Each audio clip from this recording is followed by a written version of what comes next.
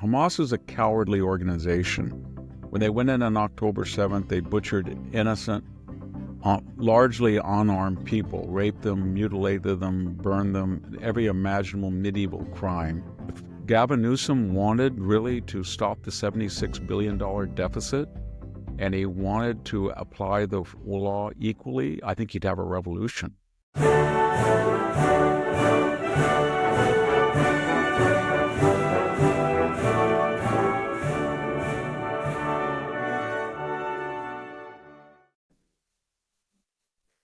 Hello, ladies. Hello, gentlemen. Welcome to the Victor Davis Hanson Show. I am Jack Fowler, the host. You're here to listen to the wisdom that will come from the namesake Victor Davis Hanson, who is the Martin and Ely Anderson Senior Fellow at the Hoover Institution and the Wayne and Marcia Buskey Distinguished Fellow in History at Hillsdale College.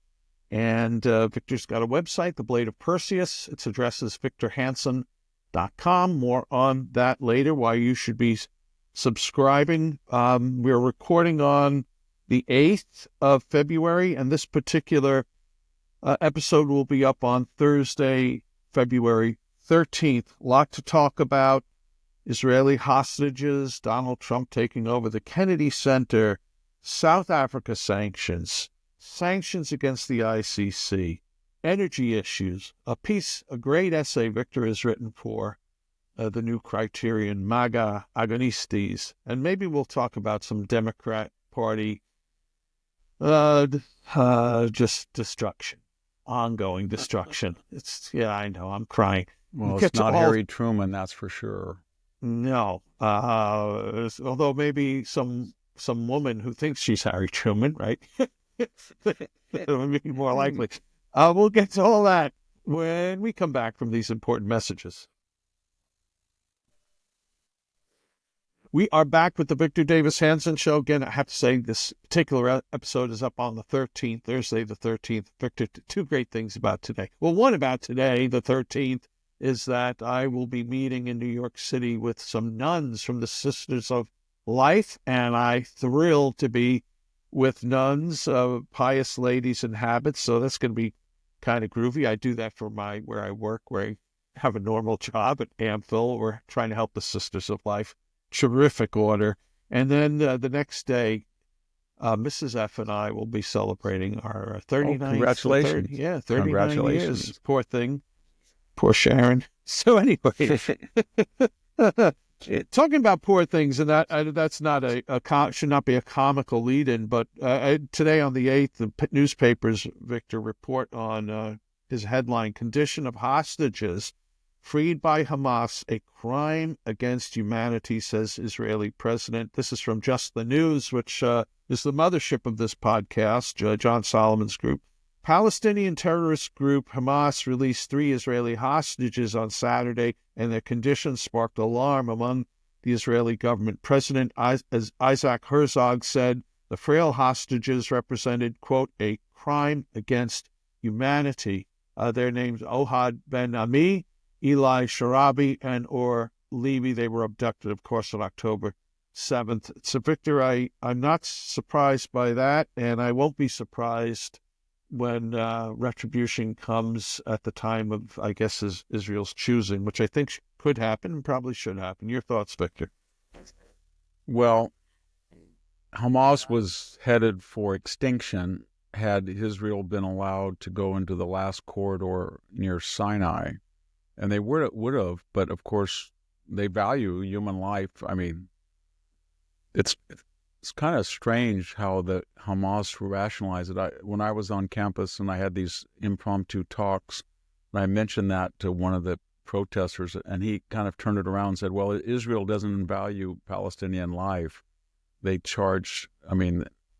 think one Israeli is worth 1,000 hostages. And I said, no, it's you who think that, not the Israelis.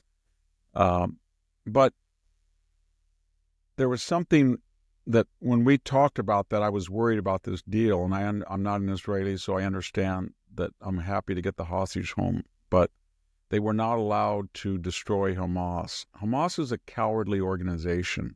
When they went in on October 7th, they butchered innocent, largely unarmed people, raped them, mutilated them, burned them, every imaginable medieval crime. And then they snuck back and they hid in tunnels underneath mosque schools and hospitals, meaning they were willing to endanger civilians to protect themselves. And then they were almost eliminated. And then after Israel stopped this, they put some of them who were surviving, put their uniforms, and now they're releasing the hostages, but they're doing so under the auspices. Have you seen these guys in their fatigues and their green mask and all of this, and they act like they're so tough? And these are the people who fought the Israelis and were completely decimated. But now, because they cannot fight the Israelis, they act like they're triumphant almost, and they're controlling. So get rid of the idea that Hamas won't come back. They're already in prominent positions. And forget the idea of Western liberals who say, well, the Gaza people don't really like them. Yes, they only had an election one time and they hijacked the government. But two things. When you saw the hostages released, did you see the anger that the actual Hamas terrorists were trying to keep away the Gazan mob who might kill the hostages, and therefore they wouldn't get their other terrorist friends back? Not that they wouldn't mind, but they wanted to protect the Israelis so that they would get their thugs back. But my point is, it reminded me so much of the scenes from Palestinian videos and podcasts and television the day after October 7th, or indeed on October 7th, when they brought back corpses and Israeli hostages in trucks back through the hole in the fence, and the whole crowds came up and kicked them and spit on them. And when they have every time they release them, the crowds come by. So my point is, I don't believe in collective punishment, but I do believe that the Gazan people support the idea of October 7th. And the only reason they might object to it is they thought that Israel would not respond in the way that it did. And that's the only degree of remorse that they have, that tactically it wasn't smart. Probably that they didn't kill enough people. And what's really disturbing is we have all of these people who come over from the Middle East and they protest on these campuses for much of 2024, and they don't differentiate, as liberals say they do, between Hamas and Palestinians. To them, they're one and the same. And they were wearing even Hezbollah and Hamas insignia. And these are terrorists, and I don't know why they're here, but Donald Trump has issued an executive order that if anybody breaks U.S. law on a student visa and engages in pro-terrorist activity, they'll be deported. And that will, I don't know. I don't know why we take people that engage or support terrorism from that part of the world and bring them over here. And then they become a powerful lobbying force, as we saw in the election. I just don't get it. I don't get it at all. Victor, this should have been maybe, I don't want to advocate for the death of anyone, but it sounds like this should have been a chapter in the end of everything, that there just has to be some degree of annihilation here, because if there's not... Well, Hamas has to be annihilated. Yeah. Or the Palestinian, they'll never happen, anything. And I do think, from what I understand from Israeli friends and what I've read, is the Israelis now, from interrogations and thousands of hours of video on home security cameras, they have a corpus of almost everybody who went in there, you know what I mean, that was not masked. And even the people that were masked, they have testimonies from other people who participated. So I think they have got also a corpus of how many of the killers of the 1,200 they have killed themselves, and it's a sizable number. But they're going to hunt down every one of those people, and they know it. And I think we'll see what happens. I just don't see Hamas giving up every hostage. That's what I'm saying. Because if they give up every hostage, the Israelis will finish going down list by list to the people who were murderers and rapists and torturers. And they're cowardly people, so they're not going to want that. All of this stuff is braggadocio. That's part of the weird thing about the Middle East. all of this Hamas, Hezbollah, you see all these videos, death to America, death to Israel, these big guys, 6 feet tall with beards and blindfolded, or they have masks on. I don't know what it is when AK-47, da-da-da-da, and you're supposed to feel that these are the crack. And then you get these left-wing journalists that go over there from Europe, especially, but some from the United States, and they're so impressed. These are the crack troops of Hezbollah. They're not like Hamas. They're the deadliest troops in the Middle East. Yeah. And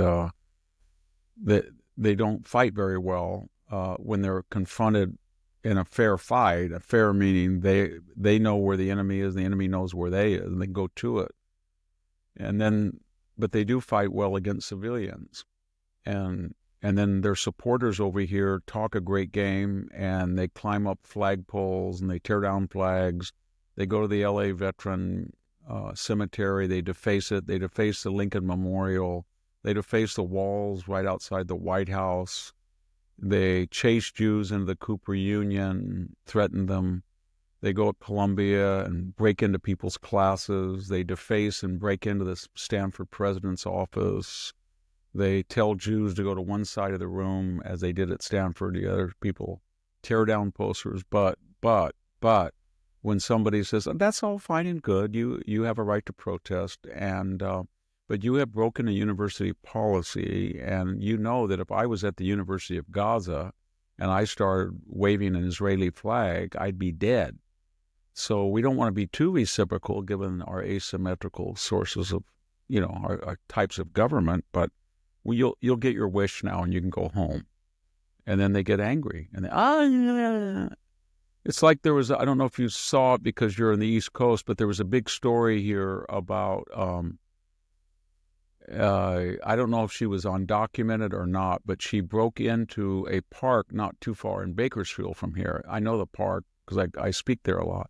And she saw an American flag, and because she's angry about the undocumented, she tore it down and she raised a Mexican flag. I saw that. The sheriff came in to arrest her, and then she resisted and pushed him and said, "We're going to kill you. My father's going to kill you.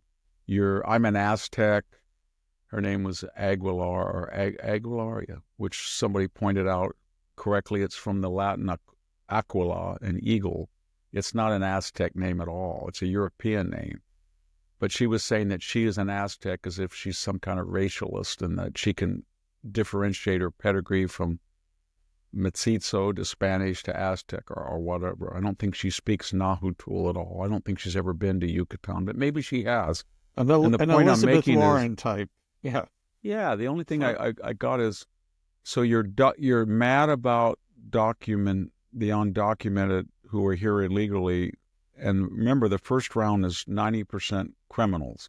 So she's always angry. She's so angry while on U.S. soil, whether she's an American citizen, I don't know. But she's tearing down the flag that all these people want to stay in, that represents the soil and they're waving the flag that under no circumstances she wants to go back to. And you tell me, and then the only way that you can square that circle is what she said. She said, this is America. This was Mexico's land. This was Mexico's land. Well, according to your own settler hierarchy, it was Native American land, and then the Spanish stole it from the Native Americans, and then the Mexicans stole it from the Spanish, and then we stole it from the Mexicans. So we're fourth in line from the Native Americans. Anyway, it's the same. All of this, I don't know what the word is, this protest mentality or this anti-Western mentality, it's all predicated on reality.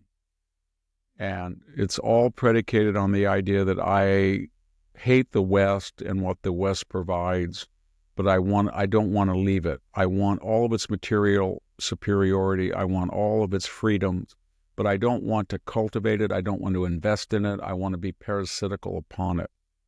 And if you dare send me back to where I'm praising the place, you're a racist or sexist or a xenophobe or whatever.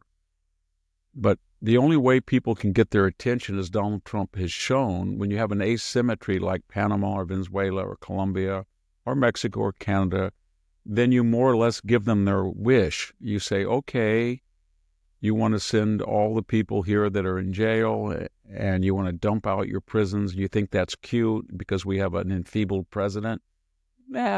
Okay, you want a hostile, it's your choice, so we'll just put a tariff and we're not going to buy anything and you're not going to get a lot of stuff from us. And then it's, oh my God, that's a bully.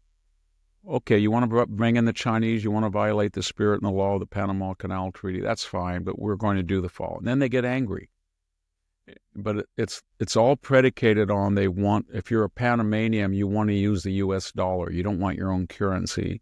And you're tickled to death that the Americans went down there in the way the French could not do, and the Mexicans. Remember, when the Panama Canal was built, we took it over from the French that had failed. Lesseps had done the Suez, and he could not do Panama. It was not like the Suez Canal. They had to have locks.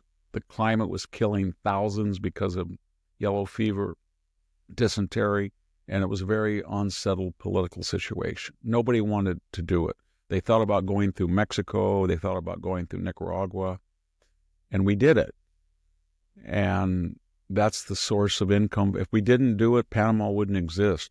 We broke it away from Colombia. It wouldn't exist, and yet it wouldn't exist today. That's their income, and they use the dollar, and yet they look at that magnanimity by dealing with the Chinese and bringing in these Chinese imperialists I don't know what the purpose was, either to get rich or and humiliate us or both. Yeah. But, well, how we let that happen is beyond me. Hey, it's Victor. Joe Biden. Well, when did the Chinese take those ports? I thought it was a while ago that they've been... 2016, I think. Oh, was that? Okay. Yeah, 2015. They 15. expanded it, too. They were in on the 2016-17 expansion. Well, yeah, Victor... They were pretty ubiquitous. Yeah. Victor, I was going to talk about the Kennedy Center, but since we're kind of got in the immigration issue, I thought this would be a worthwhile follow-up. And here's a headline from the New York Post this week.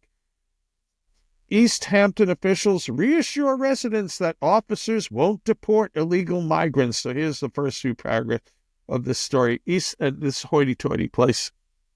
East Hampton government officials are trying to quell wealthy residents' fears that local police could deport illegal migrants from the Tony town, many of whom work as maids, landscapers, and nannies to support the luxurious lifestyles of the well-off locals. Village and town leaders held a special community meeting Tuesday to assure citizens of Long Island's exclusive name, where the median property value is $2 million, that their hired help are not on their radar when it comes to deportation. Final little paragraph here.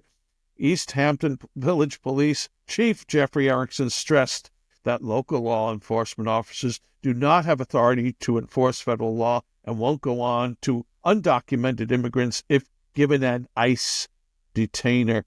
Victor, they want what they want. Well, we went through this when Ron DeSantis brilliantly exposed it. Remember, everybody, about the 4 years of the whole open borders and illegal alien 12 million, that was all going merrily along until Ron DeSantis and Governor Abbott in Texas said, you know what? These people are all for illegal immigration in the abstract. What if they were in the concrete? Let's bus people up to Martha's Vineyard. So they did, not a lot. And immediately they wanted to virtue signal. So they had puff jackets and their old designer hand clothes. Remember, little boxes, and they went to their civic center and they gave them this. And then they thought, that's it, isn't it? I mean, don't they see how magnanimous I am? I gave them my son's puff jacket, and I had a pair of my husband's Gucci shoes, and I had an old pair of designer French sunglasses I gave to them. Some power bars, yeah. Right. And you know what? Don't we have that Range Rover with 100,000 miles? Can't we give it to them? So, but they're still here. What are we going to do? Well, we'll send them to a military base or the inner city. Well, that's great. So then they said, "Oh, we love you so much. We just would like you to go now," and they did. But this is a little different because now it's their servants, as we say in Latin, servi, and they want them to be parachuted in If they could get drones, that would be the best solution that they could come up with. If you get a drone, they could ride a drone, come in the morning, land, clean the toilets, fix the house up, and then the drone could take them back to, I don't know where, they don't care, maybe a hotel in Manhattan or something, and they can deal with gangs. But they don't, and I'm talking cynically because I have this bizarre experience that I live in an area where the per capita income is somewhere between 16 and 17,000 versus one where it's 130,000, and it's only 4 hours apart. And California is 45% to 50% Hispanic because of open borders for the most part. The majority of that population is mostly from Mexico. But this is ground zero here where I am because it's cheaper. And there are no rules. California is the most legal and the most illegal state. And what I mean by that is to accommodate this problem of having 11 to 12 million people who came in over the last 20 years illegally and cannot obtain parity because most came without a high school diploma, without skills, without English, without legality, without money. Then you had to have all of these social programs, but you also had to suspend the law. And when you have social programs and you suspend the law, somebody has to pay for that. So what California did is, a lot of people say to me, well, why is it so hyper-regulated? Why do they measure the height of your mailbox in Atherton? Or why, when I want to take out a eucalyptus branch in Menlo Park, I got to get a permit? Or why do we have all these? Well, because we have no regulations where I live. So, well, I do, but so within my 2-mile radius, I would say there's 10 compounds. And traditionally, this means an old ranch-style farmhouse is owned or rented out by somebody. And then he does this. He gets a Winnebago, a old trailer, a garage, and 4 or 5, or a big barn, and divides it up into places. And then he brings in entire families from Mexico. And they bring in dogs, cats, a lot of animals, horses, cattle. And something that is zoned for a single family is now maybe have 50 people. And all of these California rules that have to be maintained because we are a green sensitive state have to be suspended. And so what that means is all the people who follow laws have to be hyper-regulated to balance it out. So when I have a huge bin, but I also now have to separate my garbage from glass, from this, from plastic, and I also, on our land, we have an old pond, beautiful. It was one of the most beautiful places I thought in the world growing up. My brother sold it. It's a long story, but I walk around it every night. It's adjacent to my little 42 acres, the remnant of our farm. You should see it, Jack. I'll put some things on. It's just undescribable what it looks like. If you're an environmentalist and you believe in the pristine wildlife and natural habitat and fauna and flora, you would be shocked. And you would be shocked about the indifference people come in. They come in with, now this week there's a big new washer. In the almond orchard, there's a big refrigerator. There is a dryer. There is a car seat. But most of it just wet garbage, just junk. And it's strewn all over the alleyways. It's into the bottom of the pond. So when the water comes in from the irrigation district, you get bottles and stuff that float up. And you see animals picking through it. There's a whole bunch of coyotes this morning I saw going through it. So my point is that there's no rules. So I asked a person once, a person who came out to inspect my solar panels. I got solar panels. It took a year, Jack, 1 year to get the permits. And then when I put them on a beautiful shed that was built in 1980 and met code, they didn't know it was on their map. So they said, you know what? That's not on our map. And I said, it's because it's an ag-exempt building and there was no law that you had to have a permit in 1980. You just had to meet code. And anytime they came out for another inspection, they looked at it. Oh, no, it has to pass. So I had to go reapply. Well, I said there's a mile away, there's 5 homes on a single dwelling zone place, and they're not homes. There's open Romex, there's porta potties with no septic, there's horses out in the middle of the road sometime. It's just a chaotic, and they're using this area. And he said, are you crazy? Why would I go over there? I said, what do you mean? Why would I go over there? There's M13, there's Serranos, there's Norteños. He said, what would I do? Put a red tag on one of the Winnebagos and they're going to obey. In 30 days, they're going to have it up to code. There is no code. So I said, then you go after me? He said, basically, that's what we do. We go after people who follow the law. And we have millions of people who are on the other side of the law, not in a bad way. And he was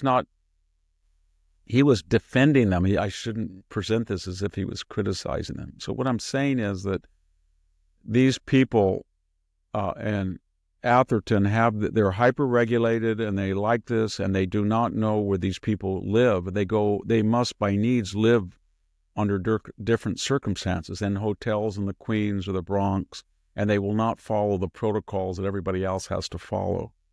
So last night we went out to dinner, and I would say I saw 3 open marts, and I'm talking not just, I'm on the corner selling root beer. I'm talking about a de facto restaurant with long tables and a cook and everything. There's no health inspection. There's no sales tax. There's no income tax. And then another one where it was all lit up and they were selling clothes and everything, flowers. But my point is, in California, we have a huge black market. And that about 2 miles from me, there's about 5,000 people every Sunday. And that's where they do their shopping, from everything from furniture to appliances, no sales tax, nothing. But to make up for that, you've got to be hyper-regulated. And that's what people don't understand about illegal aliens, that when you bring somebody in to work in your home and then you send them out and then you say that Jose was the greatest guy in the world, he probably is. But you don't know how this system is making Jose live.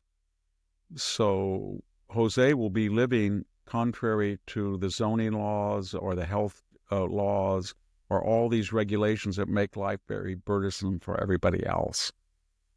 And so in California, just expand that by 1 million or 2 incidents every day, and it's frightening. And so, and then people come in with guns, and I've seen protected species like barn owls. I saw a great horned owl about 5 years ago shot, and the people just shoot. They come in, they fish, they throw trash everywhere, and nobody speaks English. And then you're a racist or you're a xenophobe or you're a settler or whatever term of disparagement is used for noting it. But if Gavin Newsom wanted really to stop the $76 billion deficit, and he wanted to apply the law equally, I think he'd have a revolution. It wouldn't be about deportation alone. It would be about saying, you know what? We've got the biggest black market of any state in the union, and we're going to crack down on everybody who's not paying sales tax and not filing income tax. We're not going to have a cash society anymore. And if you're an electrician or you're a plumber, you're going to be paid on a payroll system. No more barter, no more cash. And I think it would destroy thousands of lives, and that's how it is. And all the people in Martha's Vineyard just see one aspect, so then they become very liberal. And giving somebody a puff jacket does not make you a saint. It really doesn't. You are employing somebody here who's illegally here. And that is not the end of it. That's the beginning of it. And so that's what Tom Hallman's trying to do. They're trying to say 55 million people that were not born in the United States, 16% of the population, some citizens, some green card, but the majority here illegally. It's too much. And we've got to go back to a normal application of the law. So if somebody wants to put solar panels on their shed, we are going to regulate them. Okay. But if somebody wants to rent out 5 Winnebagos, we're going to regulate them too. And it's not going to be that the people who were arrested for breaking the law, we're not going to say, oh, you're picking on migrants or you're a racist.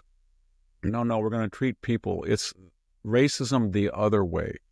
The other way. You drove out 15 million people out of California, maybe 20 the last 40 years, because to subsidize this huge group coming in who needed to have parity, you taxed the hell out of the middle class, and the people who were wealthy were for all this because they were not subject to the consequences of their ideology. And these are the Martha Vineyard types of California, just the way it is. Well, fascinating, Victor, fascinating. Well, we're going to, since I was talking about New York, we're going to stick to New York a little bit, and then we have a bunch of Donald Trump actions to get your views on, and we'll get to all this when we come back from these important messages. We are back with the Victor Davis Hanson Show. Again, we're recording on the 8th of February, and this episode will be up on Thursday, the 13th. Victor's website is The Blade of Perseus. VictorHanson.com is the address. If you're a fan of Victor's writing, you should subscribe. It's $65 a year, which is discounted from the monthly rate, which is $6.50 a month. You want to do monthly? Do monthly. But it's cheaper to take an annual subscription. Why would you do that? Because Victor writes a ton of stuff every week and collectively annually for The Blade of Perseus. 2 exclusive articles, 1 exclusive video. Plus, there are links to Victor's many other appearances, the archives of these podcasts, his writings for American Greatness, and his weekly syndicated column. So go there, subscribe. You're a fan of Victor. You are. You love his writing. Get it all. The Blade of Perseus. Victor, here's a headline, New York Post. Politically here, Governor Hochul, who barely won an election, and she's up in 2026, and Lee Zeldin, who is now the he's the environmental, like EPA director. He was a congressman. There's some talk that he will run against her again, but there's also talk of a primary challenge from Richie Torres, who's a congressman from all places, the Bronx. Yeah. But he's been a great friend of Israel and a critic of the way things are going to some degree with the Democrat Party, but especially in New York State, because Hochul is one of these green, mad, insane people who are spending a ton of your money, taxpayers' money, for these green programs. It costs. Somebody's got to pay for it. How's it paid? Well, here's a headline. Here's a piece from the New York Post.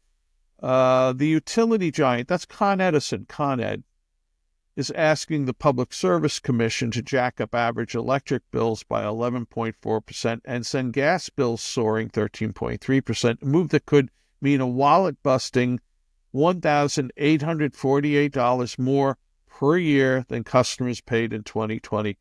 Victor, that's a staggering amount, and maybe I can afford that, but I don't know how a lot of people can afford essentially $2,000 more than they were paying 5 years ago, on top of everything else they're paying a ton more. Last thing, on my own bill in Connecticut, I pay $200 a month here last month, and there's $37 for public benefits, which has nothing to do with electricity for me, has to do with welfare programs. So this is a tax. Everyone's being taxed insanely on energy. We're up to almost 40 cents a kilowatt.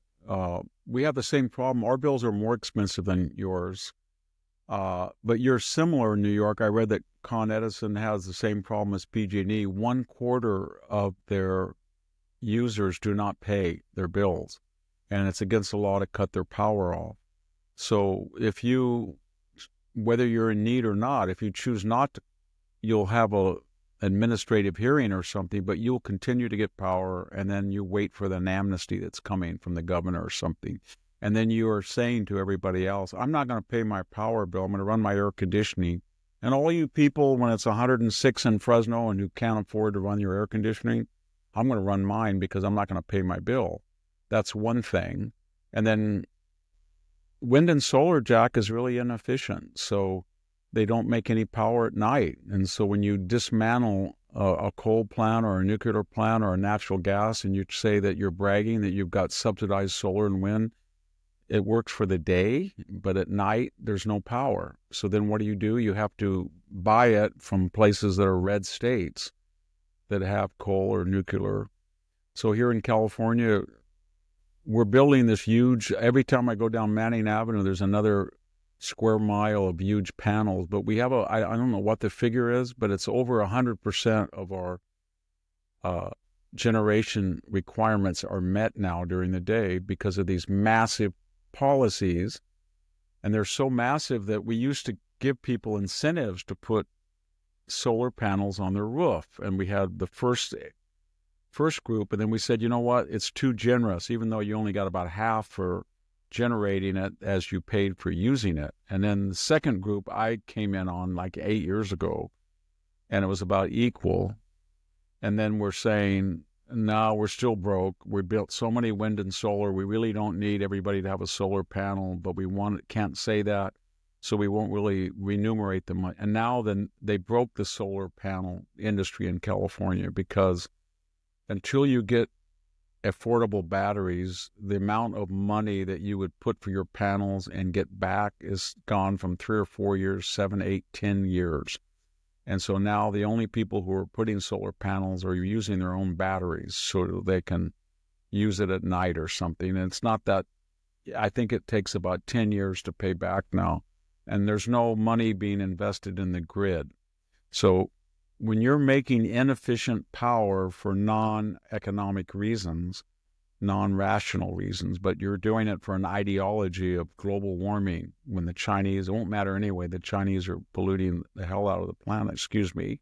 But when you're doing that, and then you're making inefficient sources of power, you still have to buy expensive power, and people know that. So California or New York, they know that. So if you're going to import power at night, it's going to be expensive because you have no choice. And then if 1/4 of your customers are not paying that, and you identify them as a protected species of indigenous victims, then somebody's going to have to pay for it. And you're going to pay for it in one of two mechanisms. You're either not going to invest in the grid, and then in California, you often get wildfires from faulty, sparky lines, or you're going to have to raise rates for the idiots that pay their bill on time. And that's what I think. You talk to people.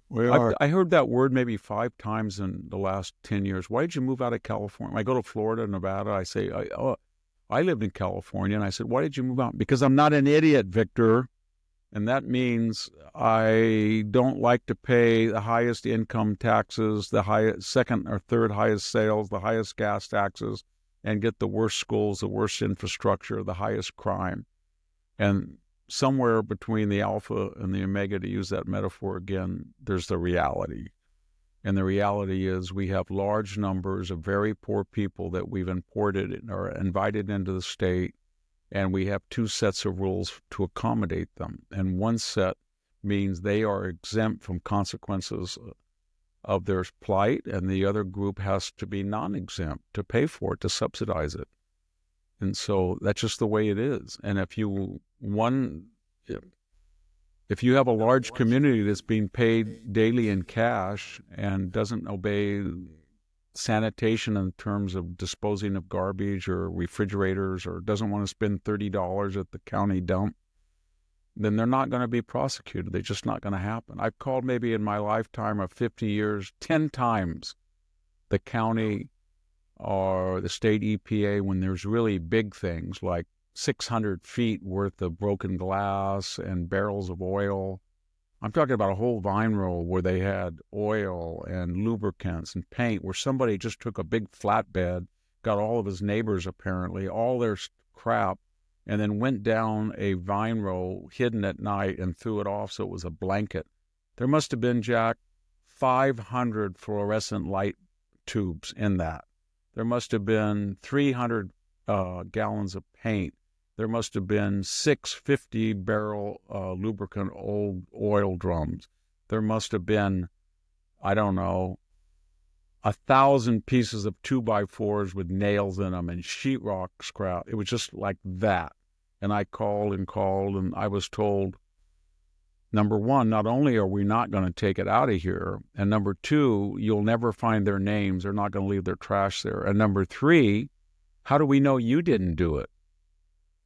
And so what do you mean? Well, this all has to be taken, the lubricants have contaminated the site, all has to be taken to a toxic waste dump, which was about 80 miles away. And you're going to have to do it. Or you're going to have to call an authorized, licensed removal service. Or we're going to assume you did it. Or you can just leave it there. The guy said off the record, you can leave it there. And I said, you can't even diss the row. What do you do? And that gets people really angry, all that. And Holy so when mackerel. you say white people, I don't think anybody understands why Hispanic communities on the border are against illegal immigration.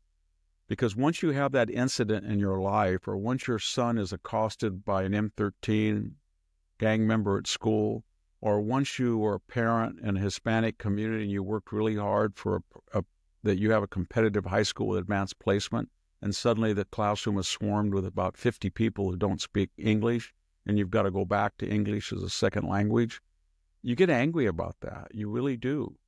Or the rents go up, or your grandmother has got to go to the heart clinic, and it's a Medi-Cal system, and she always had an appointment, and suddenly you show up and there's 50 people in line that have never been to a doctor. Yeah. And then the people who are promoting all this are wealthy white people on the coast who say they feel really good. I have open borders, and people in southern Mexico are getting all this great care. I just don't want to see them because I don't want to. And I have my own concierge doctor, and I get. Dang. So it's really bad. It is very bad, and I don't. It's Donald Trump is the only president in my lifetime that tried to stop it. The only one. The Bushes, neither Bush did. Nope. It's going to need a chain reaction of revolutions here. Well, we're going to talk about Donald Trump, Victor, and we'll start off with his, his actions on culture with the Kennedy Center. Victor, we'll get your take on this. Kennedy Center gets a house cleaning. Trump to name himself new Kennedy Center board chair. Donald Trump said Friday he would end the terms of multiple members of the Kennedy Center board and make himself a chair of a new board, putting himself at the helm of the Washington, D.C. Cultural Institution. I've decided to immediately terminate multiple individuals from the Board of Trustees, including the chairman, who does not share our vision for a golden age in arts and culture. We will soon announce a new board with an amazing chairman, Donald J. Trump, the president said on Truth Social. Then he went on to talk about how the Kennedy Center last year was hosting drag shows. Anyway, Victor, it's not as important as other executive orders he's issued, but it is important. Donald Trump's taken back the culture war. Yeah, go ahead, the NEA. We had one of the potential NEA new directors on. And the Justin NEH, Shubo, we've had him on. I don't think he's been nominated yet, has he? Yeah. But he would be very good. And then we had the NEH coming up, and then the Kennedy. It was very funny. The Bradley Foundation, of which I've been a member, I think for 13 years. We used to have our annual Bradley Prize ceremonies there at the Kennedy Center for a decade. It's a beautiful venue, and it was very close, to where people were staying in hotels and accessible, but it got too expensive. And there were other problems. I didn't know if this was one of the problems or not, but we haven't had it there in, I think, at least 7 or 8 years. It's too bad. And I think a lot of people feel that it's kind of like the National Cathedral, you know what I mean? These beautiful, iconic places, and we saw the National Cathedral Bishop in action shortly after inauguration when she lectured the Trump family about, I don't know what she was trying to talk, I guess about illegal immigration, that they weren't kind enough or they weren't tolerant enough like she was. And I think she lived in a 6-bedroom mansion. It's sort of like Lloyd Austin lecturing the country on white rage and white supremacy and discrimination, and then unlike Pete Hegseth, who doesn't have Lloyd's money, he lives in a big estate, a $7 million Washington estate. Yeah. They're after Pete because the prior administration, as I understand it, he was living in housing for the secretary or federal housing, Pentagon housing, and it needed to be painted, and it was ordered to be painted, and they're painting it now when he's there. So then Pete is an elitist because, you see, he wants his house painted. His house. It's very government nervy property. Yeah, he's not putting a heated doghouse like the UC Santa Cruz president did. I wrote about that one. Oh, that's right. Yeah, years ago. That was a sad thing. She killed herself, so I shouldn't make fun of her. Oh, well. But anyway, yeah, I mean, where do you even start about all this? There's nowhere to. Well, he's laid down a marker, and I think that's yeah. just Kennedy, terrific. He's interested. That gets people very angry that he's interested in culture, and he notices that Melania was not put on Vogue's cover, and they've gone after her for official portrait. Did you see that? Where yes, she wore a tuxedo, they said, and the subtext of that is, this is the most beautiful, stunning, tasteful first lady we've had since Jackie Kennedy. And if she were left-wing, she would be over every magazine, and we'd be gushing about her taste and her beauty. Oh, my! But because she's married in the ninth ring of Dante's Inferno to Lord Satan, Miss Lucifer has to be right, deplatformed, shadow banned, erased, ridiculed. Yeah, non-person, and then the she people that write these stories. I was looking, the people who write these stories, Megyn Kelly mentioned it too, they're always 20-something, you know what I mean? They're right out of the Ivy League, and they're not very successful. They're not experts. I'm not saying they're experts on fashion or beauty or anything. They're just angry people who feel that they're a soldier in the phalanx of the left, and each must do their duty, and their duty is to attack anybody that disagrees with them in personal terms. Snark is it's important for them to be snarky in public. That's a virtue. Snarky in public. Yeah, snarkily in public. Snarkily. All right, anyway, we have other important Donald Trump actions, I think, to get your views on, Victor, including the sanctions of the International Criminal Court and South Africa. And if we have time to get your take on the piece you've written for the New Criterion, and we'll do that when we come back from these important messages. We are back, ladies and gentlemen, with the Victor Davis Hanson Show, recording on the 8th of February. This episode is up on Thursday, the 13th. Victor, we talked once or twice about South Africa and just what a hellhole it is. And Donald Trump, I love this. He issued this sanction order against them for targeting the white minority, and he backs resettling Afrikaner refugees. The story is President Donald Trump has signed an executive order sanctioning the egregious actions of the Republic of South Africa. The South African government has passed legislation allowing it to seize white-owned farms without compensation. The executive order goes in shocking disregards of its citizens' rights. The Republic of South Africa recently enacted Expropriation Act 13, et cetera, et cetera. Anyway, that's about. I'll just read one other thing here from the executive order. In addition, South Africa has taken aggressive positions toward the United States and its allies, including accusing Israel, not Hamas, of genocide in the International Court of Justice, etc. So, Donald, I mean, of all the things he has to do, right? But to go there and see a terrible injustice, a country of great potential wealth just falling into some, talk about Dante's Ninth Circle. I'm so cool with him doing this. Your thoughts, Victor? Well, I mean, you're violating the cardinal rule of leftism that because of historic injustice, the victims are perpetually victims for the rest of their life, and the victimizers, even though they may be 3 to 4 generations away from apartheid in some cases, of young kids, they are perennially guilty. So there is no sympathy in the United States given for, say, an 18-year-old who grew up under black majority rule and he's been shot or killed or his dad's farm is taken. And the weird thing about this, it's not like we don't know what's going to happen, because we have a laboratory example. It's called Rhodesia, Zimbabwe. And when Mugabe came in, all the left-wing liberals said he was wonderful.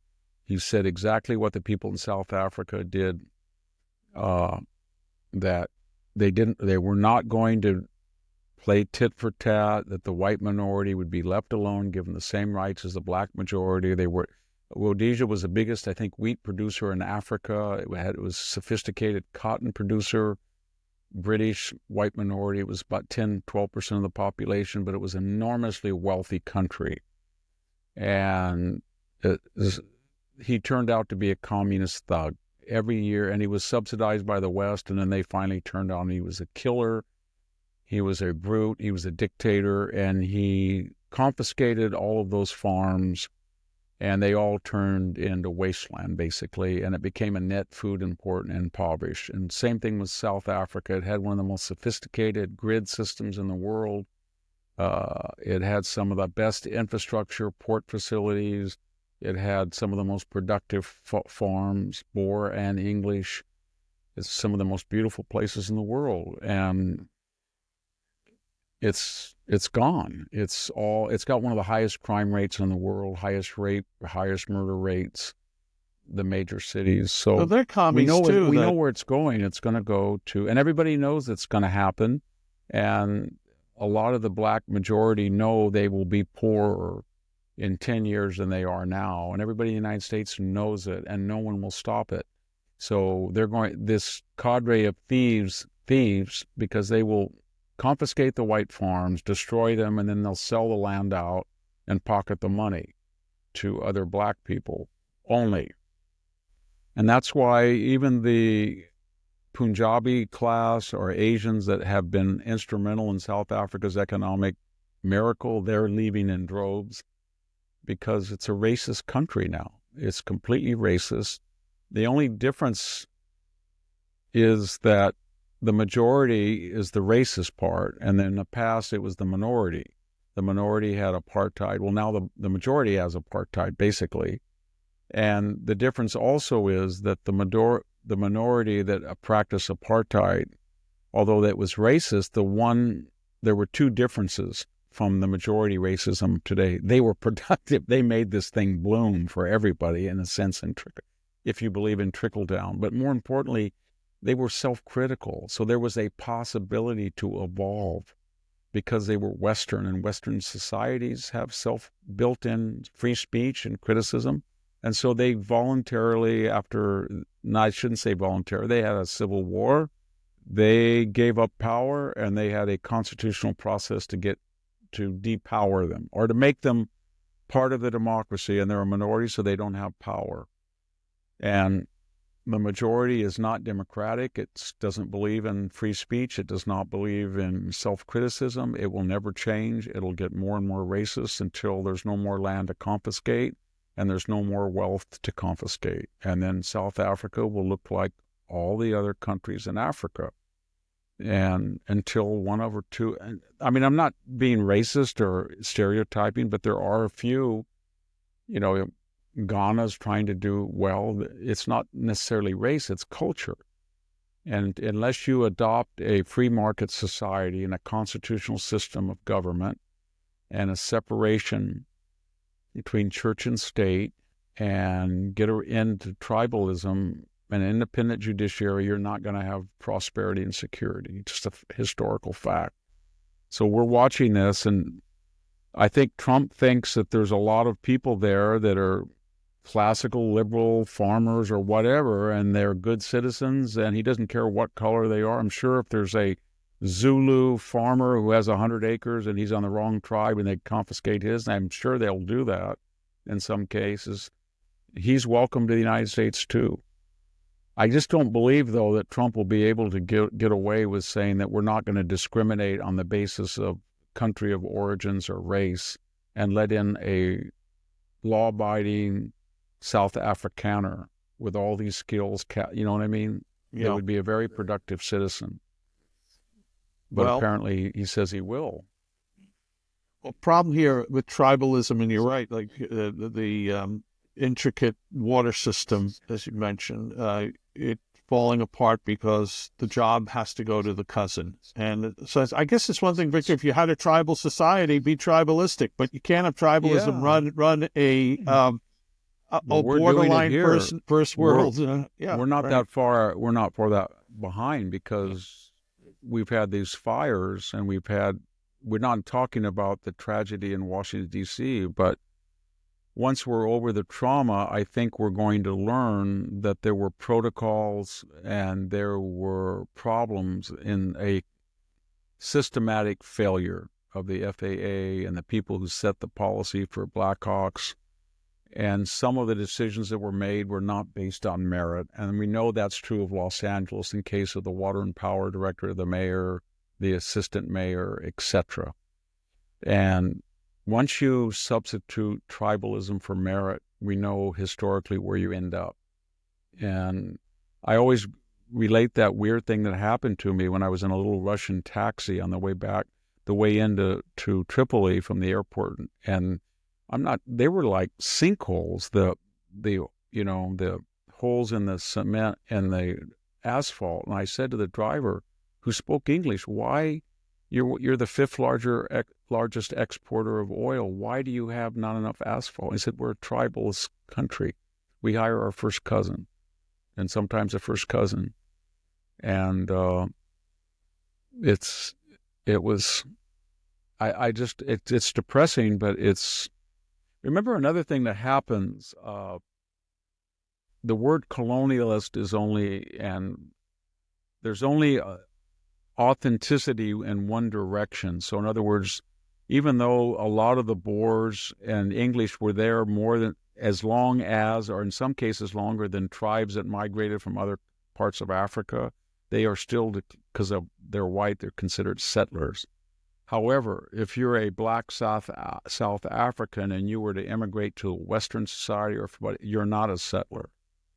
So if you are somebody from the Middle East, for example, or from Turkey, and you migrate to Germany, and I can show you what the German people were like in 60 AD or 80 AD or 100 AD, if I read Tacitus's Germania, still, that's not considered that you're an interloper. No. Even if you say to a Turkish immigrant in Germany, you're from an imperialist tradition. The Ottomans were probably the biggest imperialist, the cruelest of all imperialists of the modern era. Doesn't matter. You have a perfect right to go to Germany, and they have no right to go to Turkey. That's the way it works. Just the way it is. I was stretching to find a piece of paper before, Victor, because what you said, it's happening here. You were talking about the FAA, but I had a headline about Brown Medical School gives DEI more weight than clinical skills in promotion criteria for faculty. It's insane. Now, that's not tribalism, hiring my uncle. And the people who wrote that the Dartmouth medical faculty there were a lot of DEI people who helped write it, but ultimately there were probably a lot of white liberal people who endorsed that and then went to their faculty lounge and said, "Oh, I did this. I'm going to apply to be the head of the medical school at Harvard because at Dartmouth I had a mandatory DEI criteria that was more important than anything else." When they have a brain tumor, they will not get somebody from Dartmouth. That's for the ghetto. That is for the bar. That's for poor white people. All the people who make these DEI decisions will find concierge doctors that were based on merit. They may be Indian, they may be Chinese, they may be black, but they will be based on merit. Non-merit is for other people.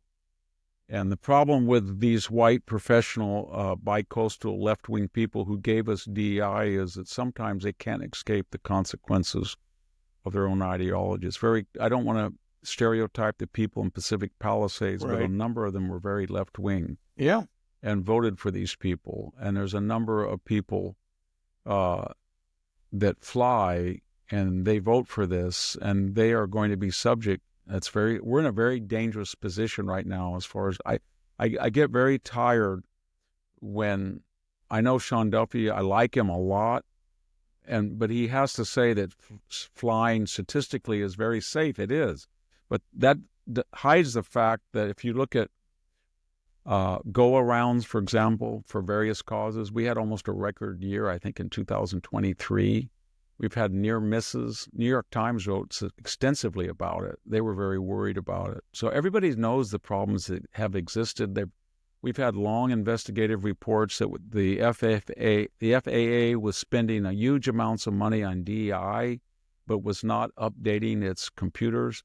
I was on a flight to Fresno, of all places, by I won't name the airline. A pilot sat next to me, and he told me, well, he wasn't happy that he had to go to Fresno for a variety of reasons about the airport. But he said, and I said, well, at least it's American. He said, what do you mean, at least it's American? And I said, well, we have the very sophisticated air traffic. No, we don't. And I said, what do you mean we don't? He goes, Europe is much more advanced than we are as far as their avionics and computers and tracking and radar. He said, and I said, why is that? He said, well, we spend things on different things. Then he went into a tirade about, and he wasn't a United pilot, about United pilots had announced, he said the year before, and I looked it up, it was true, that 50% of all their trainees in pilot training by statute, their own statute, had to be minorities, regardless of their background. So they were turning away military pilots, everybody. So that's just a fact. And that means maybe an 80% of it won't matter. They'll be trained fine, but you might be in a plane where a person wouldn't have been qualifying if he didn't fit a DEI category, and there might have been a military pilot that would have, and that might in that particular distance. Didn't United have a CEO who was... Think so. Delta did too. Didn't Delta? Was it Delta that? I think it was Delta that. Didn't they boycott the All-Star team or something in Georgia? Well, that was because of the election. Actually, the All-Star game was moved from Atlanta because of the Georgia election law. It was moved to Colorado. A lot of people find out that Stacey Abrams really did lose by 50,000 votes. She was never elected governor, but her PAC or her get out the vote was completely corrupt. Yeah. And embezzled hundreds of thousands of dollars and owes big fines. And it's nice work if you can get it. Well, yeah, it is. But when you look at that, I don't want to get into it. I'm not an expert, but when you look at the disaster that took all those lives, all those young people, was horrible at Reagan.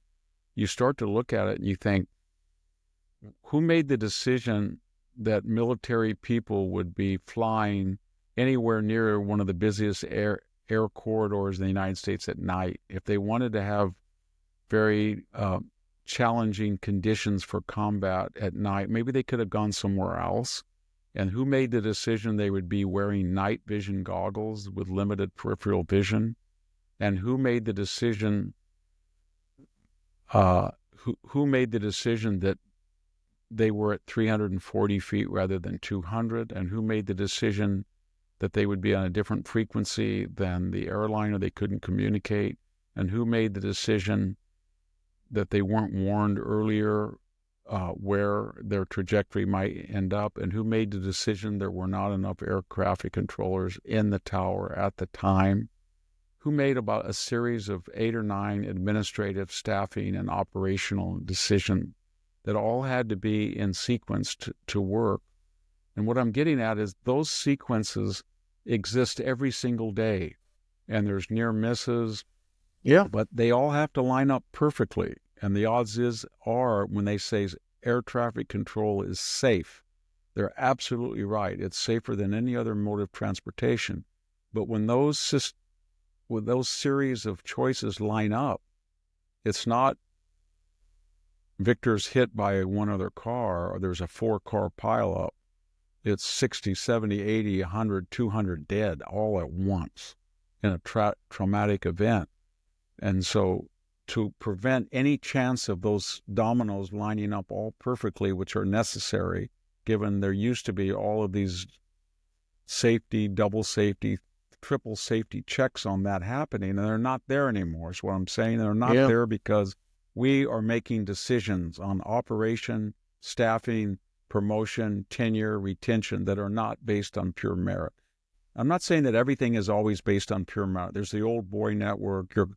My boss's third cousin called me up. I'll hire him. My son is a great fireman. I understand that, but there is exams, and there are experience on applications. And when you ignore all that, or you lessen or you deprecate the importance, then what you're doing is you're setting up a domino effect, and it's going to happen.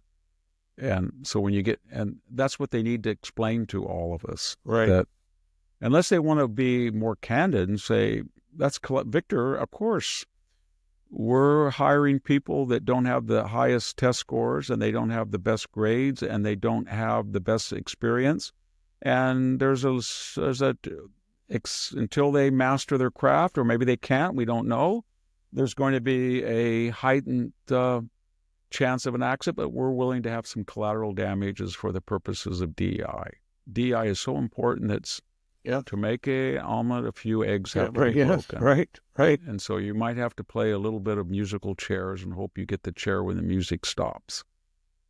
That's what it is. Yeah. The day before on that American Airlines flight at Reagan, there was another near miss, and it was a flight from Hartford, which is a flight I've taken there frequently. This same flight. So I mentioned on the air, and I had a pilot. I was in Los Angeles and Salt Lake in the same year, what they call a go around, and they all say, some pilots say, "Well, that's very common." But I saw the plane make a sharp. I saw a plane that we made a sharp turn. And in the case of the other one, that was at LAX. It was almost zero visibility, but there must have been somebody who was not supposed to be on the tarmac, because we touched down and took off again. Oh my! And not touched down. Our wheels were down, and we were almost, you were about an inch away from the tarmac, and then we went straight up. And then you look in the paper and you see there's been a lot of accidental hits like a baggage carrier hits a plane, or right. I think 3 weeks ago a plane hit another plane when they were going very slow. And it's a very complex system that's overtaxed and has been neglected. It's not just DEI, it's everything, technology, protocol, and it's ossified, and we better do something about it. And that's a larger question, but until we do, there's going to be an element at risk that doesn't have to be there. Well, Victor, let's end the show today by getting your tell us about this essay you wrote for the new criterion, MAGA agonistes. Well, agonistes is a fancy name we get agony from it, but it comes from the Greek word agon, which is a word for contest, or in a sporting event, but the sense of a challenge. And agonistes is the adjective. It just means under assault or being attacked. So Trump being attacked, or Trump as an object of contestation. And what I meant is that as he gets this MAGA, and I wrote it before the election. I think I did the earliest draft, and then it just came out. But it's the February issue of the new criterion. It's been an editing. It was written. I submitted it right after the election, as I remember, but I wrote it before. I thought he was going to win, but my point was there were certain things he had to be careful, because he was going to be tried on them. And I listed 3 or 4. One, for example, if you say you're going to lower taxes on Social Security or end them, recipients, if you say wages are going to be tax exempt, if you even bring up the question of maybe military personnel or first responders, then you have to add all of that up, and you might get over a decade $1 trillion of tax revenue that's lost. So then if you say you're going to be for a balanced budget, where does that money come from? Now, there's an argument for it, as I said in the article. If you're Elon Musk and you say for everything that Trump said that he's going to exempt a certain category of people, 2 things must happen. I must cut 50 cents for every dollar of tax loss, and then we must deregulate and de-tax in a way that will grow the GDP so that the slice of revenue is bigger. Kind of, Art Laffer's Laffer curve. So that was one challenge that I talked about. Another challenge was that and we saw this with Gaza, which hadn't come up when I wrote the article. If you are a MAGAite and you believe that we have had optional military engagements that are not in the U.S. interest, and we have spent blood and treasure in Iraq and Syria, but especially Iraq and Afghanistan, and they're not in the U.S. interest, or in a cost-to-benefit analysis, it doesn't work to go overseas and fight under the conditions of our enemy's preference. House to house in Basra, house to house in Fallujah, Helmand province in Afghanistan. Then you have to avoid those. And that's what MAGA said. Pete Hegseth was at the border. We're going to defend our borders, not Ukraine's. Good. Okay. But he's not coming in after just Obama. He's coming after, I think, the worst president in 100 years who has destroyed deterrence. And what do I mean? I mean, from when Biden came in office, Blinken and Sullivan were utterly humiliated in Anchorage in that summit with the Chinese. They just dressed them down. I mean, they sent a Chinese spy balloon, and we're learning more about it, with impunity over the United States. I'm talking about the humiliation in Kabul, they say 8 billion, but when you look at all the vehicles, military and non-military, and all the infrastructure, the $1 billion embassy, $300 million retrofitted base, even the gender studies program at the University of Kabul. When you look at all of that money, it's probably $50 billion. Humiliation. When you say, I will react to a Russian invasion, depending on whether it's a major invasion or not, or I offer to get Zelensky out of Ukraine, or I put a hold when I come in on offensive, whatever Biden did, I won't even get in. Daylight between us and Israel, which he announced. Anytime you say there's going to be daylight between us and Israel, somebody's going to go in that daylight, called Hezbollah, Hamas around. Okay. So now he has to restore deterrence. And indeed, he's been bombing the Houthis, in Yemen. And he's going to have to deal with Iran, maximum pressure. Iranian parliament said yesterday, Jack, that he himself wants to kill Donald Trump, and he will kill Donald Trump. He's a member of their parliament, and he said that everybody in the agreement, the government agreed with him. So to dispel that idea, you're going to have to use military force. In the first term, Donald Trump took out Baghdadi and bombed the crap out of ISIS. He took out Soleimani, and we got involved on the ground. But we didn't get in the big way. So all I was saying in this, for MAGA to be realist and to deter its enemies so it does not have to go to war, you're going to have to increase the defense budget, make sure you got more recruits, and you're going to have to use military force because somebody is going to be stupid enough to challenge you. And if you don't, then you're going to end up like Biden.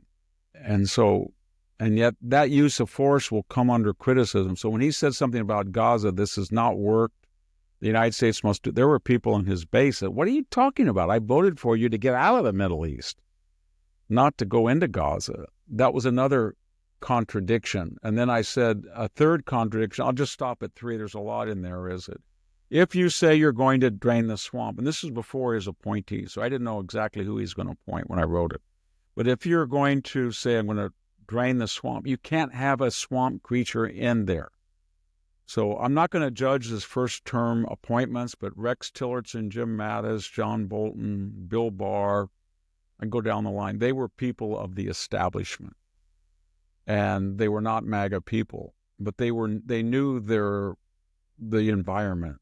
They were fish that swam in that type of water.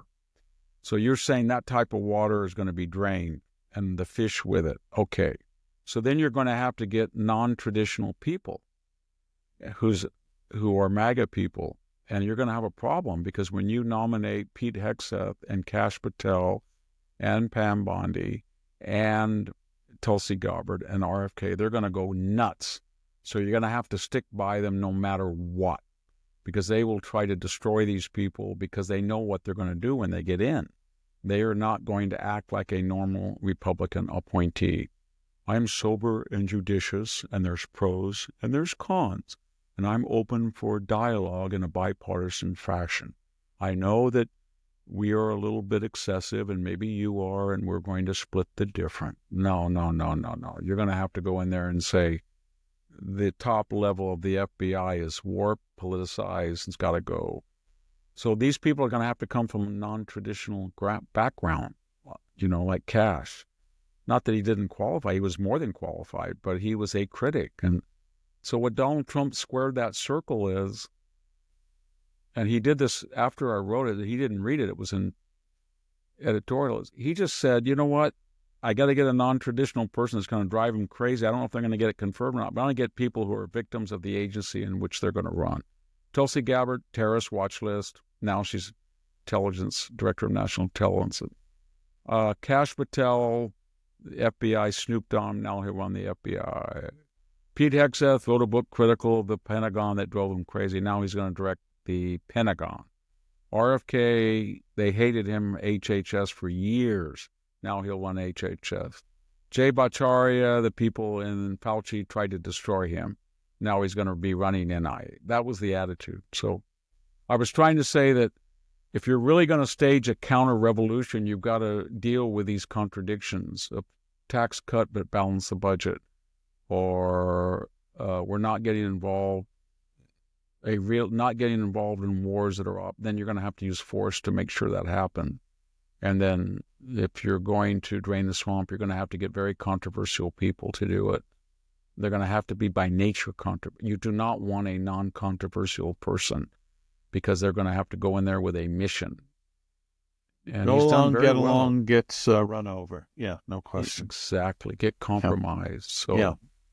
that's what the article's about. It's in this issue of the New Criterion. Yeah, terrific essay, and it's a very good magazine, The New Criterion. You should go Google it, find it, and consider subscribing. And I forget if I mentioned subscribing to the Blade of Perseus, but you should do that, folks. It's $65. You should. For a year. We have a new thing. I write a 750-word article on Monday for Tuesday for users only, another one on Wednesdays for users. But in place of the third one, we now do a 10-minute video. Sometimes in them, Victor wears a hat, and sometimes he doesn't. Sometimes I wear the hat, whether it's I turn off the heater in here and I get cold. It's a cool hat, Victor. See? Yeah. Well, hey, listen. Anyway. That's why. Well, we'll end this as we typically do. I'm going to thank those who take the time and effort on Apple, and you can do this other place. At least Audible. Now I know about Audible and Victor's own website. People leave comments about all sorts of things, and we read them. We go look for them. We read them. Appreciate. On Apple, you can also rate the show 0 to 5 stars. And Victor's average over 7,000 people who've done that. Thank you. This is 4.9 plus. And some people leave comments there on Apple. Here's one. It's titled Podcasts and the FBI. I'm new to podcasts, about to turn 82, so I figured I was old enough now to start. So happy to find Victor. Surprised you survived academia all these years. So happy to see the lid come off the FBI. A typical criticism starts off by saying it's just the heads that's corrupted, not the, quote, hard-working field agents, end quote. I'm sure there's still some good ones out there, but a fish may rot from the head, but it still rots. I've been critical since Ruby Ridge when all the Muellers, etc., just promoted themselves out of the muck and went forward like nothing happened. Anyway, keep on keeping on, and this is signed BLAATL, so blah, addle, I don't know. But I wrote something about it, yeah. James Comey didn't come out of nowhere, and either did Andrew McCabe or Christopher Wray. They came from somewhere. Yeah. Well, hopefully they're gone somewhere forever. Victor, you've been very great, the usual with the wisdom. I just want to quickly thanks those who subscribe to Civil Thoughts, which I do at the Center for Civil Society, where we try to strengthen civil society. And every Friday comes an email, free, not selling your name, none of that business. And what are you going to get? 14 recommended readings, really good pieces I've come across the previous week. So if you go to civilthoughts.com, sign up, you'll start getting it, and you will enjoy it, I assure you. So thanks to those who do that. Victor, you've been terrific. Thank you. Thanks to our sponsors. And folks, happy Valentine's Day. That's tomorrow. Yes. And we wish you that, and love and happiness. We'll be back soon with another episode of the Victor Davis Hanson Show. Bye-bye. Thank you, everybody, for listening. Much appreciated.